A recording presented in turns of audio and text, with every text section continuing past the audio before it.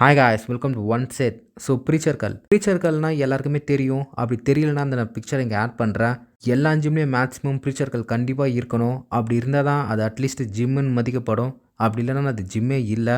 So mostly நிறைய ஜிம்மில் preacher கல் இருக்கும். இந்த ப்ரீச்சர் கல் வந்து Arnold, Ronnie Coleman, Jay Cutler, Phil Heath எல்லா மிஸ்டர் ஒலிம்பியாஸும் யூஸ் பண்ணியிருப்பாங்க. ஈவன் நம்ம ஒர்க் அவுட் ரொட்டீன்லேயும் நம்ம கண்டிப்பாக ப்ரீச்சர் கல் வந்து ஆட் பண்ணியிருப்போம். நீங்கள் ஆட் பண்ணலனா தயவு செஞ்சு ப்ரீச்சர் கல் வந்து உங்கள் ஒர்க் அவுட் ரொட்டீனில் ஆட் பண்ணிக்கோங்க. உங்கள் பைசப் ஒர்க் அவுட் ரொட்டீனில் கண்டிப்பாக உங்களோட பைசப் டெவலப்மெண்ட் வந்து ரொம்பவே சூப்பராக இருக்கும். ரோனி கோல்மேனுக்கு ரொம்ப பிடிச்ச ஒர்க் அவுட் ப்ரீச்சர் கல். நம்ம மைக் மென்சருக்கு ரொம்ப பிடிச்ச ஒர்க் அவுட் ஸ்காட் கல். அதாவது ஆல்மோஸ்ட் ப்ரீச்சர் கல் தான். அதை தான் ஸ்காட் கல்னு அவர் சொல்லுவார். பீல் ஹீத்துக்கு ரொம்ப பிடிச்ச ஒர்க் அவுட் ப்ரீச்சர் கல். நம்ம FST7 ஸ்பெஷலிஸ்ட் ஹானி ராம்பர்ட் இவருக்கும் ப்ரீச்சர் கல்னால் ரொம்பவே பிடிக்கும்.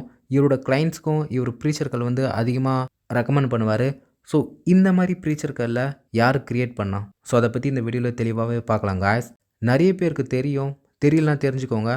ஸோ ப்ரீச்சர் கல்லை வந்து அதிகமாக யார் பயன்படுத்தினாங்கன்னா அது ஃபஸ்ட்டு லாரி ஸ்காட் தான். அவர் தான் ஃபஸ்ட்டு மிஸ்டர் ஒலிம்பியா.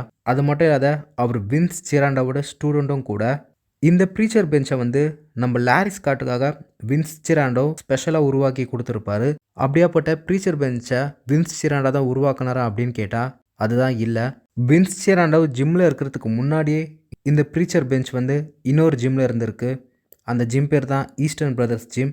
1938 இந்த ஈஸ்டர்ன் பிரதர்ஸ் ஜிம் வந்து லாஸ் ஏஞ்சல்ஸில் உருவாக்கப்படுது. இந்த ஜிம்மில் தான் வின்ஸ் சிராண்டோ ஒர்க் அவுட் பண்ணுறாரு. அது மட்டும் இல்லாத இந்த ஜிம்மில் தான் வின்ஸ் சிராண்டோ நிறைய டெக்னிக்ஸை லேர்ன் பண்ணுறாரு.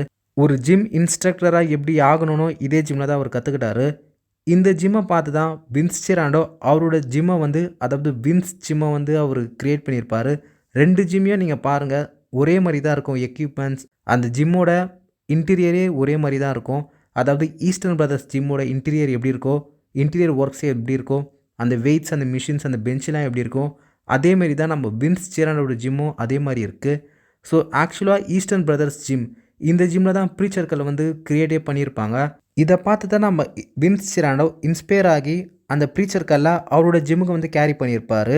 ஸோ அதுக்கப்புறம் அந்த லாரி ஸ்காட்டை யூஸ் பண்ண வச்சு அந்த ப்ரீச்சர் கல்லை வந்து ரொம்பவே உலக புகழ் பெற்ற மாதிரி மாற்றிருப்பார்.